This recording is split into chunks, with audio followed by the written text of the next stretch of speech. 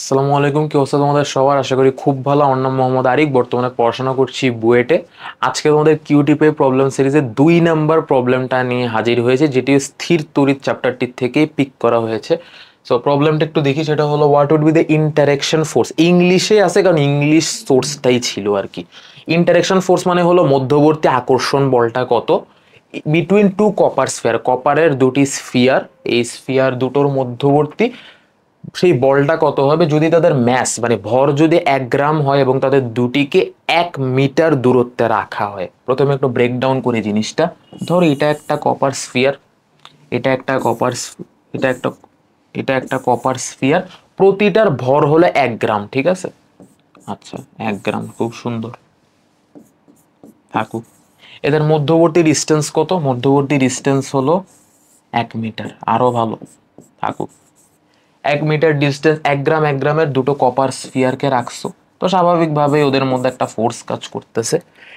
এই ফোর্সটাই চাইছে তোমার কাছে, ঠিক আছে? তবে এখানে একটা কথা বলে দিছে, ওদের মধ্যে টোটাল যে চার্জটা আছে প্রতিটার মধ্যে, সেটা তাদের নিউক্লিয়াসের যে টোটাল চার্জ সেটার 1%। আচ্ছা, এই কথাটার মানে কি? নিউক্লিয়াসের টোটাল চার্জ মানে কি? নিউক্লিয়াসে কি থাকে যদি একটু সিম্পলি ব্রেকডাউন করি। নিউক্লিয়াসে কি থাকে? প্রোটন থাকে, নিউট্রন থাকে। নিউক্লিয়াসে তো আর ইলেকট্রন থাকবে না, ইলেকট্রন থাকে অরবিটে বা কক্ষপথে। সো নিউট্রন এবং প্রোটন এর মধ্যে জানো সবাই যে নিউট্রনের চার্জ হলো 0। তো নিউট্রন চার্জ নিউট্রাল যেহেতু 0, তাহলে বলতে পারি যে এখানে চার্জ নিয়ে বেসিক্যালি চিন্তা হলো আমার এই প্রোটনের, তাই তো? থাকুক প্রোটনের চার্জ। তো তাহলে প্রোটনের যতটা টোটাল চার্জ হবে তার 1% চার্জ এদের সারফেসের চারপাশে আছে, এবং এই চার্জের কারণেই কিন্তু তাদের মধ্যে ইন্টারেকশন ফোর্সটা বা মধ্যবর্তী বলটা কাজ করতেছে। তাহলে আশা করি বুঝাতে পারছি, ঠিক আছে? এখন আমরা একটা একটা করে চিন্তা করি। দুইটাই যেহেতু আইডেন্টিক্যাল কপার, তাহলে দুইটার চার্জ সেমই আসবে। এই কপারের চার্জ যদি 10 কুলম্ব হয়, এই কপারের চার্জও 10 কুলম্বই হবে। এই কপারের চার্জ যদি 20 কুলম্ব হয়, এই কপারের চার্জও 20 কুলম্বই হবে। সেটা নিয়ে কোনো সন্দেহ আশা করি নাই, সেটা নিয়ে কারো মাথা ব্যথা নাই। তাহলে একটা একটা কপার নিয়ে চিন্তা করি, ঠিক আছে? ফার্স্ট অফ অল আমাকে আগে এটা বলবা, একটা নিউক্লিয়াস কার হয়? একটা অ্যাটমের হয় বা একটা পরমাণুর হয়, তাই না? তো তাহলে এখানে তো 1 গ্রাম কপার আছে। আমার প্রথম টার্গেট হলো 1 গ্রাম কপারে কয়টা অ্যাটম আছে সেটা বের করা। সিম্পল। তাহলে আমি যদি একটু এখান থেকে শুরু করি, 63.5 গ্রাম কপারে আমার অ্যাটম আছে কয়টা? অ্যাভোগাড্রো সংখ্যক অ্যাটম আছে 6.02 ইন্টু 10⁻23 অ্যাটমস আছে। খুব ভালো। তাইলে আমার লাগবে কি? এখানে কত লাগবে আমার, বলো? 1 গ্রাম লাগবে। 1 গ্রাম কপারে তাহলে কতটুকু আমার অ্যাটম আছে সেটা বের করা খুব বেশি কঠিন হবে না। 6.02 ইন্টু 10⁻23 বাই 63.5, ঠিক আছে? 63.5 থাকুক। এখন এটা ক্যালকুলেট করলে হয়তো বা পাবা 9.485 ইন্টু 10⁻21 অ্যাটমস। প্রাইমারি যে আমাদের লক্ষ্যটা ছিল 1 গ্রাম কপারে কয়টা অ্যাটম আছে সেটা আমরা অলরেডি পেয়ে গেছি। এখন আমাকে বলো, সেটা হলো কেমিস্ট্রি লেকচার বেশি হয়ে যাইতেছে, একটা কপারের অ্যাটমে কয়টা প্রোটন থাকে? সবাই আশা করি জানো 29টা প্রোটন থাকে। না জানলে আসলে 9-10-এ চলে যাও, ইন্টারে আসার দরকার নেই। তাহলে একটা অ্যাটমে আমার প্রোটন আছে 29টা। তাইলে আমার এতগুলা অ্যাটমে কয়টা প্রোটন আছে বের করা কি খুব কঠিন হবে? 9.485 ইন্টু 10⁻21 অ্যাটমে প্রোটন আছে 29 ইন্টু 9.485 ইন্টু 10⁻21, তাই না? এখান থেকে তাহলে তুমি একটা প্রোটনের সংখ্যা পাবা, তাই তো? ক্লিয়ার? আচ্ছা, এখান থেকে যে প্রোটনের সংখ্যাটা পেলা, এখন আমার তো প্রোটনের সংখ্যা দিয়ে কাজ না, আমার সংখ্যা হলো চার্জ নিয়ে কাজ। আমার করতে হবে চার্জের। তাহলে চার্জের ভ্যালু কি হবে ভাই? একটা প্রোটনের চার্জ কত এটা কি জানো কেউ? একটা প্রোটনের চার্জ সেটা যে 1.6 ইন্টু 10⁻⁻19 কুলম। কমেন্টে বলবো তো কে কেটা জীবনে প্রথমবার শুনছো যে একটা প্রোটনের চার্জ 1.6 ইন্টু 10⁻⁻19 কুলম।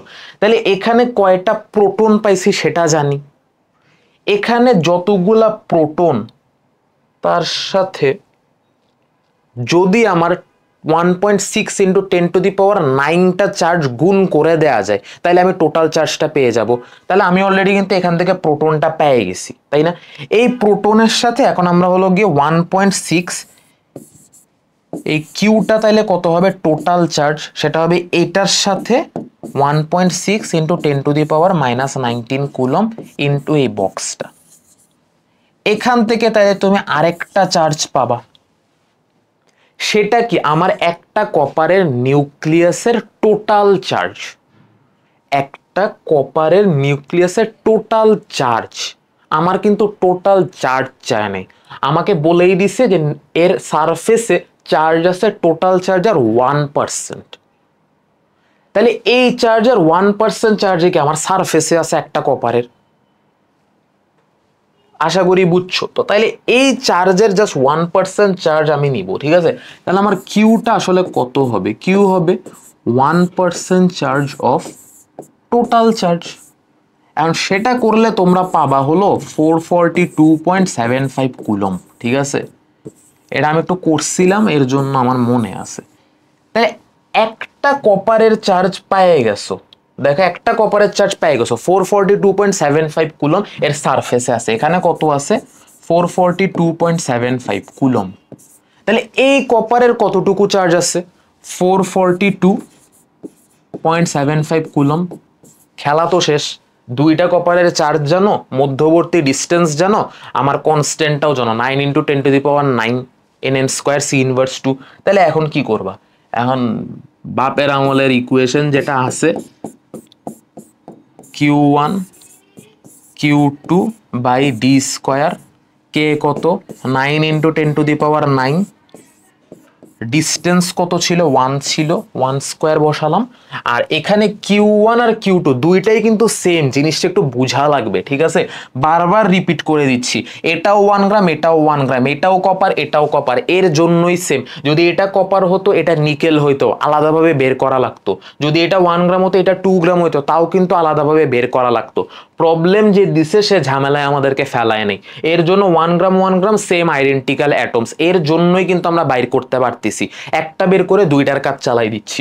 তাইলে এখন এখানে কি 442.75 হোল স্কোয়ার করবা, ভ্যালু একটা পাবা, এটাই হলো ওদের মধ্যবর্তী বল, ঠিক আছে? এখন তোমার যেটা কোয়েশ্চেন সেটা হইলো যে তোমরা একটা কমেন্টে লিখবে, এই অ্যান্সারটা তো লিখবা, বাট এই অ্যান্সার নিয়ে আমার মাথা ব্যথা না।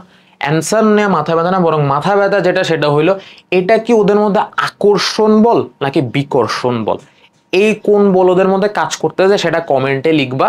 আমি যদি যে পারবা তারে অ্যান্সার দিয়ে দিবা, আর যে পারবা না তারও অ্যান্সার দিব, সমস্যা নেই। যারা ইউটিউব থেকে দেখতেছো ইউটিউবে কমেন্টে লিখবা, আর যারা ফেসবুক থেকে দেখতেছো তারা ফেসবুকের কমেন্টে লিখবা।